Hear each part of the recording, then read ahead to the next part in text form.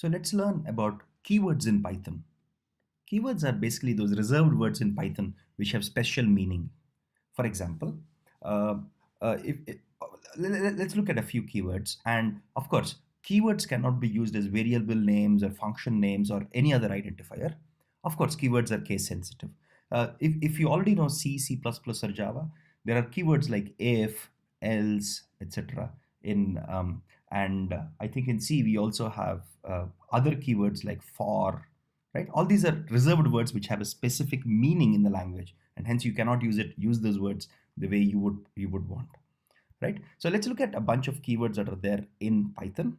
So to do that, um, okay, this might look a little alien to you, this sort of syntax, but let me give you a quick overview of what this is. We'll go and understand this, what an import means, a little later in the course on what import actually means. But simply put it, since this is the first snippet of code that you're looking at, import keyword is sort of like hash include stdio.h in C. Uh, I'm assuming most of you have some exposure to C. So where you're including a header file and all the functions that come with it. Here, import keyword is basically saying that I want to import this package or module into this code snippet, right? And then your print is just like your printf, right, in C.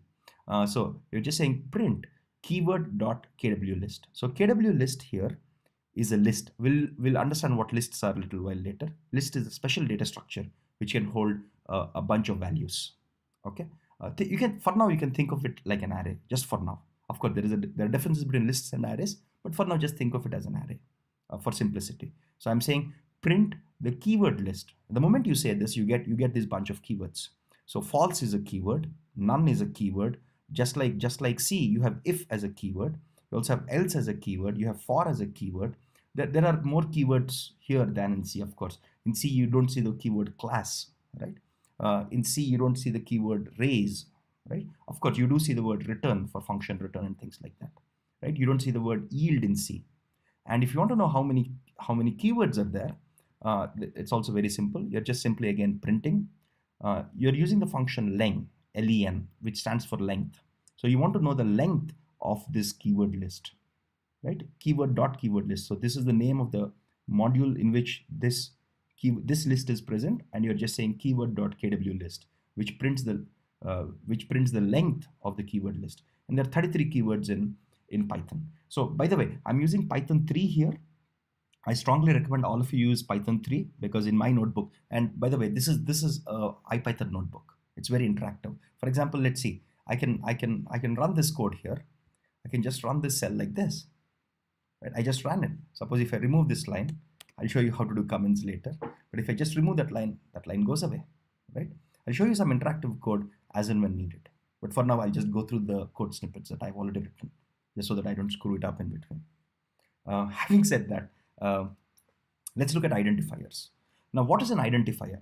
Identifier is basically names given to things like variables, functions, or classes in Python. Any name that you can use, any variable name that you can use. And there are a bunch of rules on how to write identifiers. So identifiers can be a combination of lowercase, A to Z, uppercase, capital A to capital Z, digits or underscore. Okay. So for example, if you say ABC underscore 12 equals to 12, this is valid because what we have are lowercase alphabets. We are using the underscore. We are using a bunch of numbers, right? The next thing is an identifier cannot start with a digit. For example, let's see this example here. Let's go and see this snippet. For example, if I say 12 underscore ABC equals to 12, right? And let me just run it.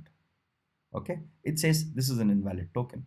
If you notice this error, it says 12 underscore ABC is invalid. So what if I just remove the ABC? Can I start it with a number basically?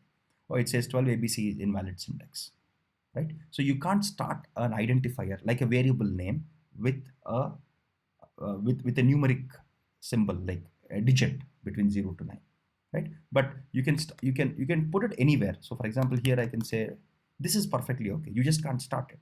So here you're getting the error for global and not for A12, right? Similarly, you can't use keywords as identifiers. So if you go up and little and notice here, we do have global. Where is global here? Global is a keyword, right? So you can't use keywords as variable names. That's the third rule of writing identifiers, right? So for example, if whenever I write global equals to 1, so here what did I write? I try to give a variable name as global and assign it a value of 1. It says this is invalid syntax, right? The rules are simple. Okay, you can use small a to z, capital A to z, digits or underscore. You can't start it with a digit, right? And keywords cannot be used as identifiers. Very simple rules, nothing very fancy there, right? Or there is another bunch of rules. For example, you can't use special symbols like exclamation, ampersand, hash, dollar, etc. in identifiers. For example, if you write this, if you say anywhere, not necessarily at the start, anywhere in the variable name or an identifier, you can't do that. If you say a ampersand equals to 10, it says can't you? Sorry, it says invalid syntax. Right? This is my comment. Okay, we'll see. And by the way, if you've just noticed by looking at a small snippets of code here, you'll notice that Python gives very readable errors. It's very easy to interpret what they are. Right? We'll see more of this as we go a little later, as we understand how to debug things, how to use more complex and interesting concepts in Python. We're just getting warmed up here.